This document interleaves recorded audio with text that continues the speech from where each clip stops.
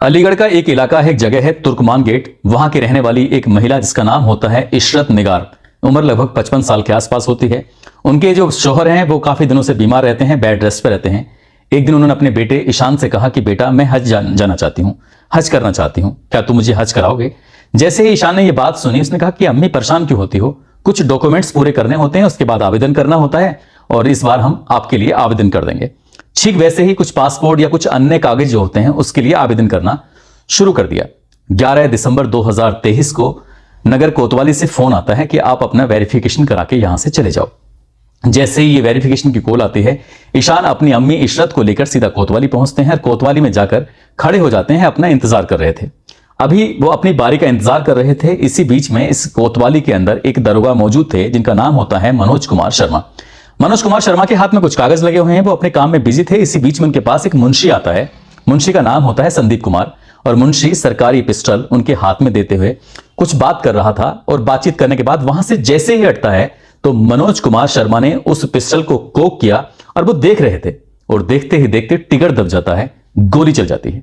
जैसे ही गोली चलती है, वहीं पास में खड़ी हुई इशरत निगार के सर में गोली लगती है और एकदम से सन्नाटा सा फैल जाता है। दरअसल ये पूरा का पूरा दृश्य सीसीटीवी कैमरे में कैद हो जाता है। कुछ दिन के बाद, यानी कि 4-5 दिन के बाद, इशरत निगार की मौत हो जाती है और वो जो दरोगा था वो अपनी जान बचाने के लिए इधर उधर भागने लगता है। हालांकि पुलिस ने उस पर 20,000 रुपए का इनाम घोषित किया और कुछ दिन के बाद गिरफ्तार करके जेल भेज दिया। इस पूरे घटनाक्रम में न केवल एक महिला की जिंदगी खत्म हो जाती है पूरी तरह से, बल्कि एक दरोगा और एक मुंशी जो होता है उनका भविष्य भी अंधकार की ओर चला जाता है। कहते हैं कि मौत की कोई गाली नहीं होती, इससे मतलब कि हर किसी को आना होता है। जैसे हिल्ला रिजेक्ट, जैसे कोई भी व्यक्ति कोई काम करेगा तो उसके लिए कुछ ना कुछ करना पड़ेगा, तब जाके उसको इनकम होगी, आमदनी होगी, तब जाकर उसका पेट भरेगा। और मौत जो होती है उसका कोई ना कोई बहाना होता है। वो कभी बीमारी के रूप में आती है तो कभी एक्सीडेंट के रूप में आती है। जैसे क्या इशरत निगार की मौत आई थी। आज की कहानी जो मैं आपको सुनाने जा रहा हूं, इस कहानी में बिल्कुल ऐसे ही होता है, बल्कि इससे भी भयानक होता है। इस बात की किसी ने कल्पना नहीं की थी। महज एक कप चाय के लिए 4 लोगों का कत्ल हो जाता है, वो भी इतना भयानक कि जहां जहां तक ये खबर पहुंचती है लोगों को यकीन नहीं हो रहा था कि ऐसा भी हो सकता है। आदाब, नमस्कार, सत श्री अकाल, मैं उस्मान सैफी। आज की जो सच्ची घटना मैं आपको सुनाने जा रहा हूं, ये सच्ची घटना है बिहार प्रदेश के जिला औरंगाबाद की। बात कर रहा हूं 15 जनवरी 2024 की लगभग 3:15 शाम का वक्त था। पुलिस कंट्रोल रूम का फोन पहुंचता है कि आप जितनी जल्दी हो सके जल्दी से मौके पर पहुंच जाइए। जिस व्यक्ति ने फोन किया था वो बहुत ज्यादा हड़बड़ाया हुआ था, अपनी बात कहने में असमर्थ हो रहा था। उधर पुलिस कंट्रोल रूम में जो व्यक्ति इस बात सुन रहा था उसने कहा कि आप परेशान मत होइए, आप ये बताइए कि आप कहां से बोल रहे हैं। वो कहता कि मैं जिला औरंगाबाद के थाना नवीनगर है, वहां का एक तेतरिया चौक है, मैं तेतरिया चौक से बात कर रहा हूं, जितनी जल्दी हो सके पुलिस को भेज दीजिए। पुलिस ने जैसे ही ये सूचना सुनी उसके बाद नवीनगर को सूचना दी जाती है। नवीनगर के एसएचओ होते हैं मनोज पांडे। मनोज पांडे अपनी टीम के साथ मौके पर पहुंच जाते हैं और जैसे ही वे मौके पर पहुंचते हैं, एक व्यक्ति है तेतरिया चौक पर जो खून से पूरी तरह से लथपथ है। उम्र लगभग उसकी 60 साल के आसपास रही होगी। इससे पहले कि उस व्यक्ति की जैसे नवज टटोल के देखी गई तो व्यक्ति मर चुका था। कुछ ही पास में एक लड़का है जिसकी उम्र लगभग 22-23 साल के आसपास होगी। उस व्यक्ति की, उस लड़के की जो नवज टटोली जाती है तो वो भी मर जाता है। तभी दौड़ते हुए एक व्यक्ति आता है कि साहब जल्दी से आइए, यहां पर एक लाश पड़ी हुई है। यानी कि अभी तक पुलिस को 2 लाशें मिल चुकी हैं और एक और लाश की जब सूचना मिलती है तो पुलिस वहां पर दौड़ कर पहुंचती है। कुछ फासला था, वहां पर एक नहर है, नहर के अंदर एक लाश पड़ी हुई थी। अब पुलिस ने जैसे ही इस लाश को बाहर निकाला तो पता चलता है कि 2-3 लोग और हैं जो बहुत ही गंभीर रूप से घायल हैं और वो जिंदगी मौत की जंग लड़ रहे हैं। पुलिस ने जैसे ही ये खबर सुनी, पुलिस दौड़ते हुए आती है और दौड़ते हुए आने के बाद जो 3 घायल होते हैं उन्हें घायलों को उपचार के लिए हॉस्पिटल लेके जाती है, लेकिन एक व्यक्ति उसमें रास्ते में दम तोड़ देता है। यानी कि अब तक 4 लोग मर चुके हैं। 2 घटनास्थल पर मिलते हैं, एक नहर में मिलता है और एक व्यक्ति जो होता है वो घायल था, वो रास्ते में अस्पताल पहुंचते पहुंचते दम तोड़ देता है। अब सिर्फ 2 बचे हुए थे घायल, और वो भी अपनी जिंदगी मौत की जंग लड़ रहे हैं, जीतने की कोशिश कर रहे हैं कि वो काश जीत जाएं और जीवित रह जाएं। इसमें एक वकील अंसारी होता है और एक का नाम होता है अजीत शर्मा। अजीत शर्मा और वकील अंसारी का गया एक जगह है, वहां पर एक हॉस्पिटल है, उसी हॉस्पिटल में इलाज चल रहा है। और जैसी उच्च अधिकारियों, चाहे एसडीपीओ सदर औरंगाबाद अमानुल्लाह खान हो या फिर इस इलाके की जिले की एसपी सपना गौतम मेश्राम हो, वो भारी पुलिस बल के साथ मौके पर पहुंच जाते हैं ये देखने के लिए कि आखिरकार 4 लोगों की हत्या क्यों हो जाती है, 2 लोग इतने गंभीर रूप से घायल क्यों हो जाते हैं। जब इस मामले की पड़ताल की जाती है तो वो वाकई अपना आप में बड़ा शॉकिंग था, आश्चर्य करने वाली बात थी कि आखिर छोटी सी बात पर 4 कत्ल कैसे हो गए। दरअसल झारखंड प्रदेश का एक जिला लगता है पलामू, और पलामू का ही एक इलाका लगता है हैदरनगर। हैदरनगर के रहने वाले 5 युवा होते हैं, 5 लड़के होते हैं। सबकी उम्र 25 साल से 30 साल के आसपास इस बीच में बताई जाती है। एक लड़के का नाम होता है मुजाहिद राइन, एक का होता है अरमान अंसारी, एक होते हैं चमन मंसूरी, एक वकील अंसारी, एक अजीत शर्मा। दरअसल ये पांचों के पांचों युवा अपनी कार लेकर और हैदरनगर से सासाराम के लिए निकलते हैं। इनका मकसद था कि एक मजार पर जाएंगे, वहां पर अपने जियारत करेंगे और जियारत करके वापस आ जाएंगे। और जैसे ही ये निकले जा रहे हैं तो रास्ते में एक जगह पड़ती है, और वह जगह होती है बिहार प्रदेश का जिला होता है औरंगाबाद। औरंगाबाद का ही पुलिस थाना होता है नवीनगर, और नवीनगर थाने का इलाका होता है तेतरिया चौक। वहां जाने के बाद एक रेस्टोरेंट देखते हैं, और जैसे इन्होंने रेस्टोरेंट देखा, उन्होंने देखा कि देख चलो ठीक है, यहां रुक के थोड़ी चाय पियेंगे और चाय पी के यहां से चलेंगे।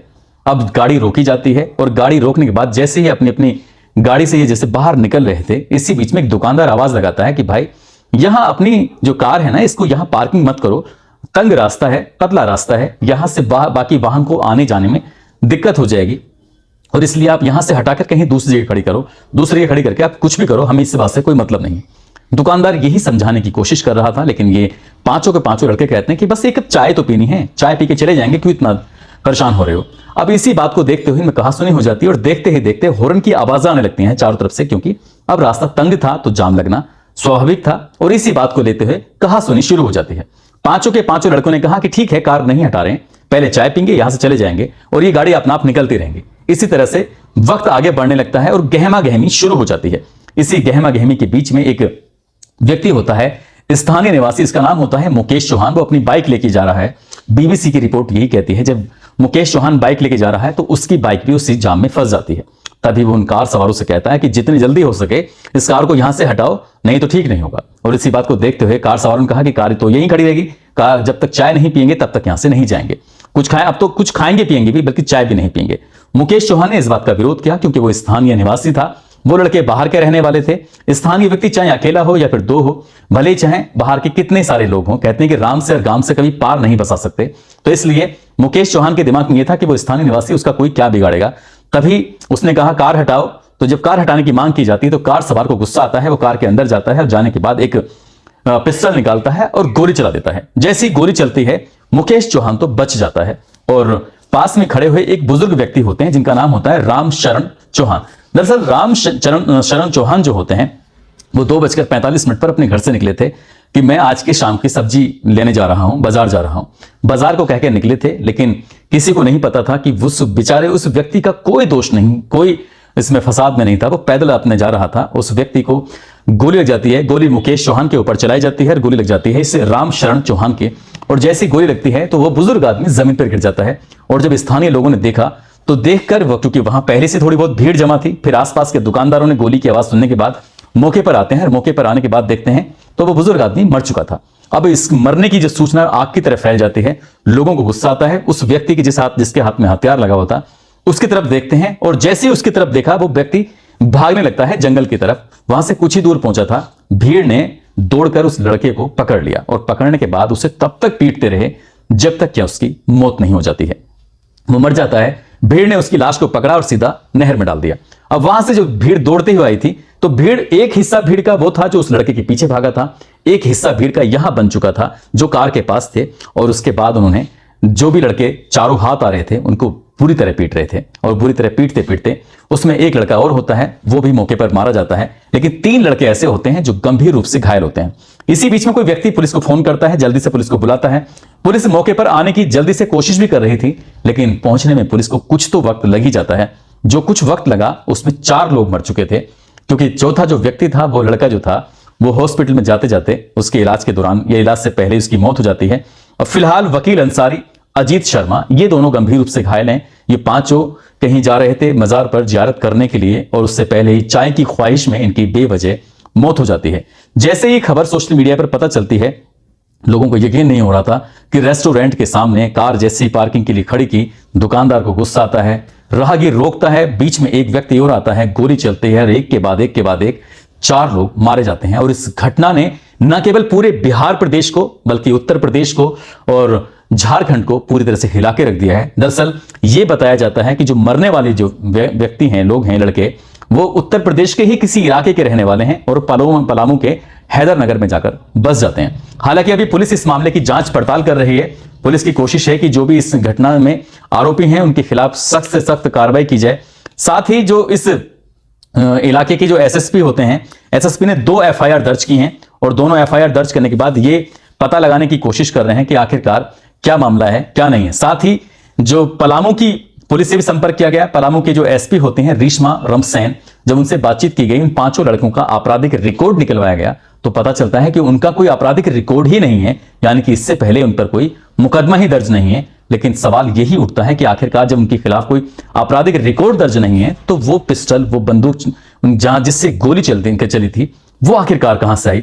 हालांकि पुलिस आगे चल के इस बात का खुलासा जरूर करेगी, लेकिन छोटी सी बात के लिए, पार्किंग के लिए इस तरह से 4 लोगों का कत्ल होना यह अपना में वाकई बड़ा शर्मनाक है। जैसे पहली घटना मैंने अलीगढ़ की सुनाई थी, दोष किसी का नहीं होता है, गोली अपना आप चल जाती है और एक महिला की मौत हो जाती है।